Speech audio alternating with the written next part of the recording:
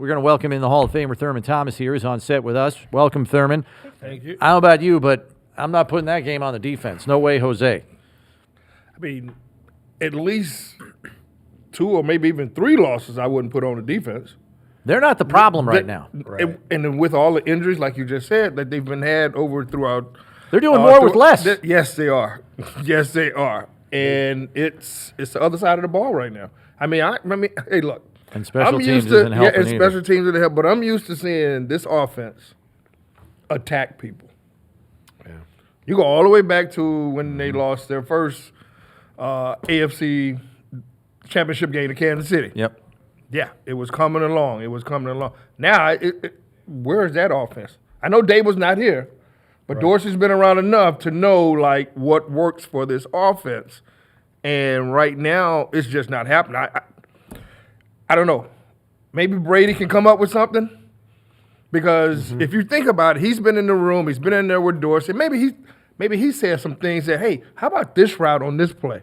Like, he might be a little bit more creative. But Dorsey being the offensive coordinator, say, nah, I think we're going to stick with this. Yeah, you defer to him. Right, exactly. So now, okay, maybe I can implement. Now's your shot. Now's your shot. I think I heard you. Who did he have in Carolina when he was Teddy there? Bridgewater and Right, Sam yeah. Darnold. Well, Did pretty well when he had Joe Burrow. yeah, exactly. So he also you had got a those other different guys, quarterback too. now. Yeah, You he got a also had different Justin quarterback Jefferson and Jamar Chase. That's a pretty good trio there. now. Oh my Lord! Yeah. Yes. You need to win that championship. I mean, Yeah. So look, I'm hoping he has some more different wrinkles because I mean, what we saw the first 10 games has been pretty much wide pretty much variance the in same. play. Yes. Wide swings of play. Yes. A lot of volatility, not a lot of consistency. So you kind of understand the move. Yeah. And, we'll see what happens over the They last haven't 7 scored- games. Yeah, they haven't scored 30 points or more for 2 months. Yeah. 7 weeks. 20, 14, 25, 24, 18, and then last night. I mean, that's 22. like the way they were scoring in 2019. Yeah, Right. You know? Yes. and Yes. the defense That was was- having to churn out, Yeah. 5 turnovers and that kind of thing. Now they're And now it's a scoring much like older this. defense than the one that was Much playing in older. Now 2019. they're scoring like yeah. this, and they're turning it over 4 times. Yeah. It's not good. I've talked to Steve a little bit about this, Thurm, but special teams, very quietly, has had a hand in this last stretch of play. Not just yesterday, previous weeks as well. Sam Martin has the bad punt day in Cincinnati. There was a stretch there where Tyler Bass missed 3 of 4 field goals, all going all the way back to week 7, New England. Yeah. And then the coverage unit, either because of poor hang time on punts or whatever, is giving up field position. They can't flip the field. And last night, Yeah. I asked Coach McDermott after the game, was it the plan to kick to Marvin Mims, who leads the league in kick return average and punt return average? And they kept kicking the ball to him. He had 3 returns, 2 punts for 44 yards and 1 kick return for 31 yards. The average starting field position for Denver yesterday was their own 40-yard line Yep. on average. Yep. And they had 3 possessions in plus territory on Buffalo's side of the field. And the defense still only gave up 6 points off of 4 turnovers.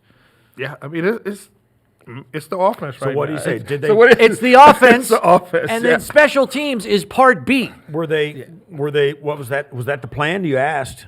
He said, I said, did you think about kicking away from Marvin Mims? And he said, we thought about that. And then he said, basically, the problem on coverage was we didn't have population around the football, which was a similar answer that he gave a few weeks back when they gave up some long returns in a guys game are getting blocked. and surrendered Yeah. field Yeah. position. Well, yeah, but Sam Martin kicks a line drive directly to Marvin Mims. Yeah. He's got 10 yards of yards on green anybody. grass in front of him Right. after he catches the football. I'm One like, of the- this is going to be a problem. Yeah, one of the things the teams do nowadays on punt coverage, I've noticed, and you'll notice it too, if you start looking for it. It used to be the punt return team; they didn't rush the punt; they start blocking guys immediately. Yeah. And the modus operandi now is everybody rushes the punt, so those guys got to stay back and protect, back, yeah. so they don't get it blocked in their face. Right. If they give a blocked punt for a touchdown, it's over. Yeah. So So what they do is they block themselves by trying to block you on your punt rush, and it Yeah. takes a long time to get out.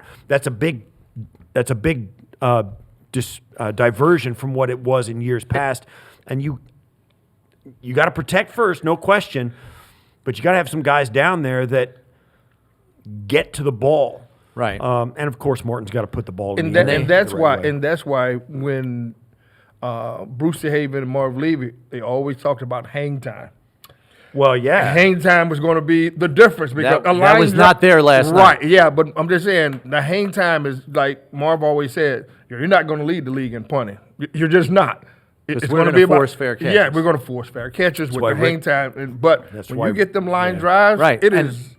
Yeah, it's And no Saran Neal is a great gunner. Yes. But they had 2 jammers on him the whole game. the whole game. And then Sam Martin did not have a good day punting. His net punting average yesterday, 30 yards. 30. Yeah.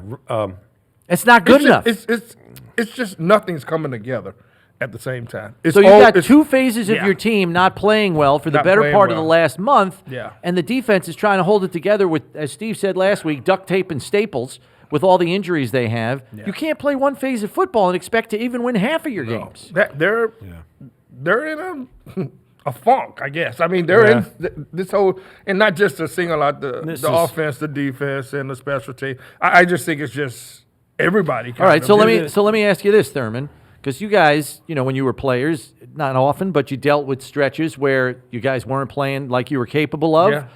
Sometimes even for a 2 or 3 games in a row.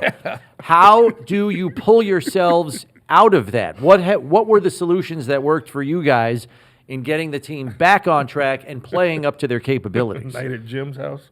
I mean, I don't know. Drink Night your at troubles away. Right, Yeah, Night in Jim's basement. Yeah, I don't know. You know what? I think with us, you know what? We had some really, motivated players that wanted to get well, that wanted to play better, that wanted to do better. So it wasn't like it was Elijah Pitts or Tom Bresnahan. It was like the players figured this out. And I think you kind of go into the locker room, you kind of loosen up a little bit. I come in and maybe tell a joke on somebody or whatever, just kind of ease the tension because everything wasn't going well. And you try to find that in between of, okay, can I say something about Bruce? Can I say something about whoever or whatever, just to kind of make everybody laugh and you Lighten know the what? mood. Just to kind of lighten the mood. You just gotta break And the then- tension. Yeah, you got to break the and then you know what? Maybe you stay an extra 15 minutes in a meeting.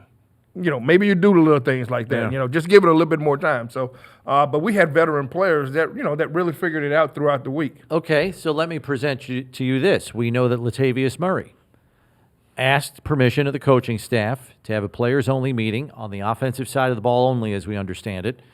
And the crux of that meeting was player-to-player accountability. He basically told them, look, I've been in the league 10 years. This is the most talented roster I've ever been on. Yeah. We should be playing better than this. We have to hold ourselves accountable. We have to hold each other more accountable.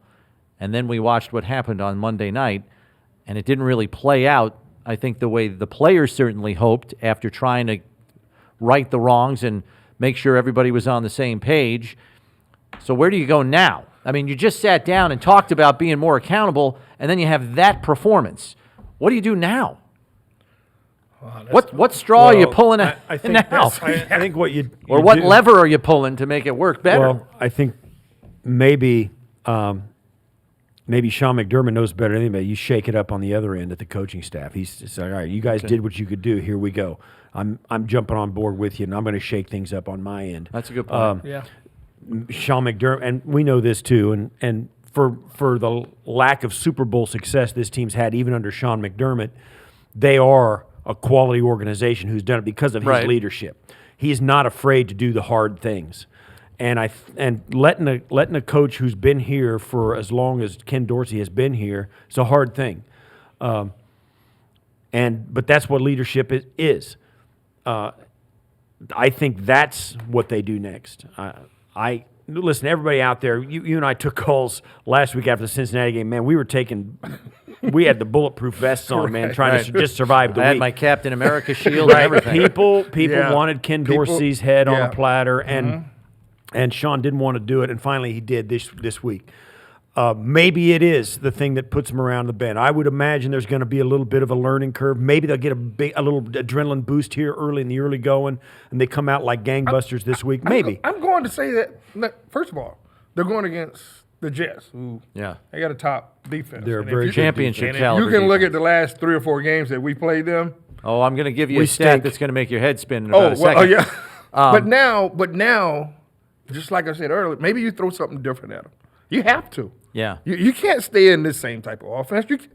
Look, you got to run 20-yard ends. But I don't see that anymore. Instead of the flat routes here and there. Now, sometimes you have to take those to make it, 2nd and 3 or whatever, Yeah. the short passes. But I like to see them extend the offense a little bit more down the field. Okay. We haven't seen that. And Well, I don't know yeah. if that's under center or is that in shotgun. Well, yeah. I mean, a lot of the 3rd and 4th down plays, under Dorsey were in shotgun, where if you're at least under center, you force the linebackers at the second level to make a decision. When you're out there in shotgun on 4th and 2, like they were last night, you're not asking the linebackers to react. No, 4th and 2, and I think There's no action to force them to react differently. none. And they didn't move on 4th and 2. And you had a turnover on downs, and once again, Denver with a drive start at the Buffalo 47. And the defense still Still turned had them it. over Still with turned a them fumble. over. Yeah. Right. So, Yeah.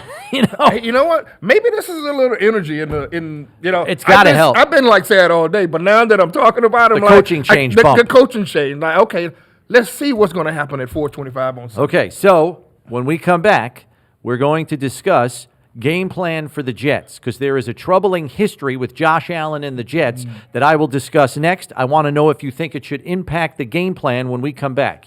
I've got another number to pass along to you, okay? So Joe Brady, let's spin this forward, Thurm. Okay. Bills, Jets. The Bills have had their problems with the Jets' defense, who's been holding them off the scoreboard. They force turnovers. Here is a Josh Allen stat for you. In 8 career games against the Jets, he has a record of 6-4, 9 touchdowns in those 8 games, 10 picks, and 7 fumbles lost. 9 touchdowns, 17 turnovers in 10 games. If you're Joe Brady and you hear that, how are you crafting this game plan? Because that's the history, and that's fact. That is a history, and that is fact. 17 I did turnovers and seven touchdowns. He's 6 9 and 4. touchdowns. Nine and he's 6-4 against Yes. them. And that's because the defense has played against horrible Well, quarterbacks. Yeah, Darnold and now Zach Wilson. Although they haven't beaten How Zach does that Wilson. impact your game plan if you're Joe Brady? If at all. Maybe it doesn't. Maybe you it just say, doesn't, throw yeah. caution to the wind, we're rolling. Yeah. Wow, you got that one. You're the genius. Are you? I guess what I'm saying, because Thurm, we have you in here all the time, and you're Yeah. like, they need to run the ball. Yeah, right, yeah. So I'm asking you, I'm giving you these numbers Well, for Josh.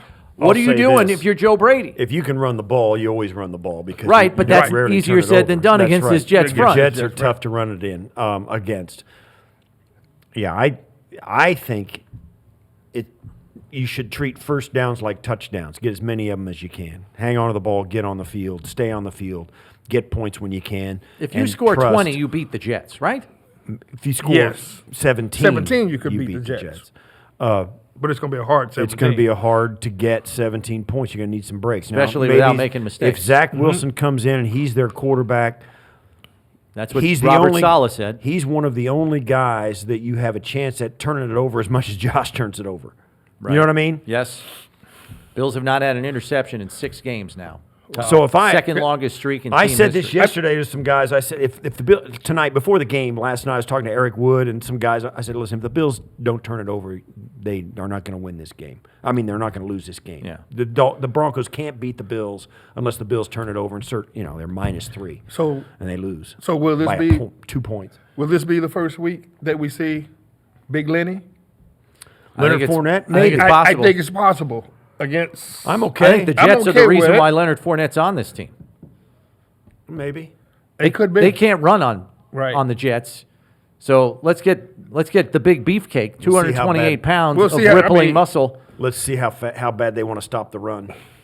Right. Yeah, And hit Joe 'em with a Brady knows hammer. Leonard Fournette from the Yeah. LSU so days. So I'm I love that guy. Yeah. We've been talking the past couple of years, man. It's He's- been great. I'll tell you what, that guy, I saw him as a rookie, Leonard Fournette as a rookie with Jacksonville, and they went to the championship game when they beat Pittsburgh in Pittsburgh. Yeah. I have been so impressed by his play. And I sat down with him in a production meeting. I was really impressed with him. Then I saw him play. I was like, man, oh, man. What a tank. What a dude. Yeah. Right then, I was like, man, that's a guy you want Well, on yeah, your team. You want him on your team. I think you want him on that team right now, too. I seen a little video yesterday, him and Steph, they were like, I'm like, this is what the team need right here, because this guy right here, he has an attitude about him. Oh, he yeah. has an attitude Steve talked him. about that last week. Yeah, and I'm telling you, just from talking to him and watching him, and like, he wants to play. He brings that championship back. Like, And he tweeted last night, don't worry, my time is coming, Bills Mafia. People thought he was going to dress last night when he tweeted that. Yeah. He's like coming soon, right? Yeah. So I think it has to be against the Jets, and I think you know what? You got nothing to lose right now. We are going to see if our offensive line can be real physical right now, because They looked good last night They looked good against now the it's bad Denver. Denver defense. I know that. But I'm gonna tell you something. I like the attitude that he's bringing to the Bills.